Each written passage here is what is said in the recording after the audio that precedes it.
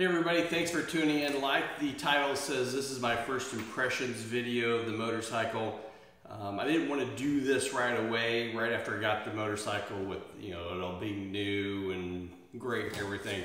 So now I've had it for a little bit. I've put a few miles on it. So what are my true first impressions after the newness of the bike is worn off? Let's start with the good stuff, and then I'll end it with what I think could be better, and I'll wrap it up. It won't be a long video. So first and foremost, the thing that I really like, obviously is the looks, right? The bike's beautiful. The single-sided swing arm, the red on it. Yeah, the red, it's not like any other red. I've pulled it now to other motorcycles that have some red in them, and compared to this red, the red on the other motorcycle is kind of an orangey red. This is really kind of a deep, almost a blood red, not quite, but it is a deep, kind of a true red. The front of the motorcycle is the aggressive looks of it. Also the sound. Now the sound right now is a little bit neutered because it has the stock can on it. So Ducati, so this bike has this thing where when it's in neutral and it's warming up, it has a butterfly valve in there that's closed, so it's very, very, very muffled, and then when you pop it into gear, it opens that valve up and kind of clears its throat a little bit, so it's got a little bit more of a deeper grunt, throatier sound to it, but it'll sound even better after I get a pipe on it, and I'll do a video on that later. The speed, now I've taken it for a few rides. Wow, it's noticeably faster than anything I've ever ridden before. I've ridden some fast bikes. I had the Aprilia, I had a BMW HP4, I've ridden my friend Armin's 2014 Superleggera. This bike hauls mail. This bike just moves. It's just incredible how fast it is when you really twist the throttle open. It wants to go. It wants to give you the power. And then again, once I put the exhaust system on there, it's going to have more power, which is nuts, but it is what it is. So the transmission, when you're shifting up through the gears, I've never felt the transmission that was so buttery smooth. It's going from first to second to third to fourth to fifth to sixth, and then going down through the gears when you're getting ready to come into a turn is just effortless. Just really smoothest transmission I've ever been through. Yeah, it's a clear step above anything I've ridden. So yeah, hats off to Ducati on their transmission. Going through their menu, navigating through the menu and the settings and that, very user-friendly, makes sense, just real easy. Again, everything just makes sense. That wasn't the case when I had my 2014 HP4. The menu on that was kind of weird, confusing. The dealership didn't do a really good job of going through any of those settings or anything. It was just kind of like, oh, here's the menu, but anyway, I won't get off on that. But again, the menu and the settings on here, very user-friendly, very easy to navigate through, very nice. This is my first Ducati, so now being part of the whole Ducati culture, right? Ducati has really set themselves apart from other brands as far as actually having a whole culture and being proud of the ownership of the brand. Recently went to MotoGP with my son Damon, and they set up a specific Ducati island. There's a whole culture around it. Now true, usually when I go to a lot of biker places, at least in Southern California, when you pull up, there's a lot of Ducatis. It is what it is, but people want to be part of the culture. And now having a Ducati, I understand more so now why. There's a little bit of an exclusivity about it. I don't know, it's cool. I mean, and this motorcycle is recognized even by people who don't own motorcycles. They go, oh, Ducati. Everybody knows what a Ducati is. Just like people know what a Ferrari or a Lamborghini is. They know what this is.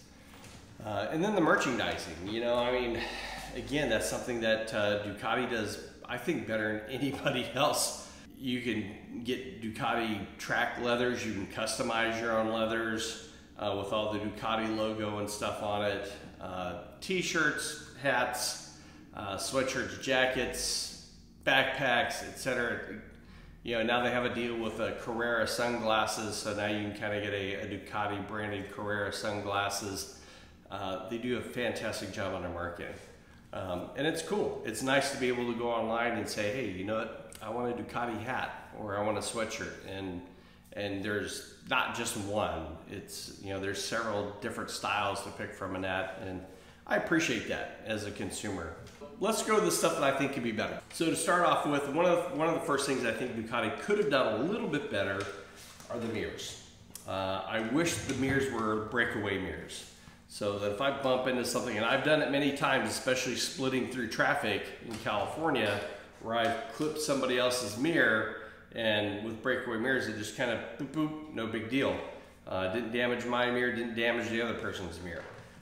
So again, no drama on that. With these mirrors, they don't do that, so I'm afraid that if I clip something, they're really gonna break away. Like, for good, I'm gonna have to buy a new one. Hopefully it doesn't bust the fairing too. Traction control and wheelie control. Now to adjust those, you have to go into the menu and then set it and then close it. I really think, you know, Ducati could have made that so, especially in a track environment, while you're getting wear on your tire, you can adjust up the traction control. So if you're starting to kick it out a little bit more, again, because you're losing grip because of tire wear, you can just bump it up one and see how that goes and keep going. You can't do that on this. And again, I think that's something that Ducati could have done better. The wheelie control, probably not really that big of a deal to be able to adjust that on the fly, but it would be nice. It's one of those things that would be nice to have, right? Temperature display. On the gauge, when you turn it on, it's got this little kind of just graduated scale on there that shows, you know, cooler to warmer or hot. This is the first motorcycle I've ever had that didn't tell you what the engine temperature is. Maybe that's not a big deal, but for me, I like to know what the temperature of my engine is, just so I kind of know where I'm at, you know, whether it's running hot or running cool. That little tiny just graduated scale thing that they have on there, not a fan of it. The other thing is the throttle. So the throttle's got a little bit of play in it. And I mean, this isn't the first one. Every year that this bike's come out since 2018, I've heard reviews of people talking about the play or the slop in the throttle. There is a kit for that to tighten that up so there isn't that kind of that sloppiness in it. I'll get that done, no big deal, but it would, you know, considering this is kind of a higher, it's a more expensive motorcycle, kind of more of a premium motorcycle, you would expect that it would have that kind of, that little thing where there's some sloppiness. Now maybe there's a reason for it that I don't know about, but anyway, it just seems that that's kind of off for kind of a premium brand. And then last but not least, the heat. So when you're riding on this, you feel the heat. It's not that bad yet. I haven't had a chance to ride it in the summertime yet. Things here, the weather in East Tennessee hasn't been that great, so recently just been able to start getting out on it and really riding it.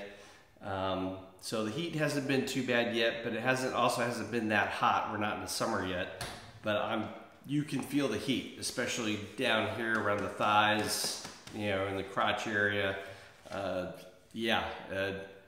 So haven't had to deal with that for a little bit. Had that issue with the BMW, but not so much on the Aprilia, but anyway. But overall, I'm super happy that I got the motorcycle. absolutely, I'm just thrilled with the motorcycle. It's a fantastic bike. I'll do a review later on what it's like riding it. Done a little bit of video. Again, there's not any twisties that are really close to here. I'm still learning this area. So now I'm also trying to hook up with some people that know the area better than I do.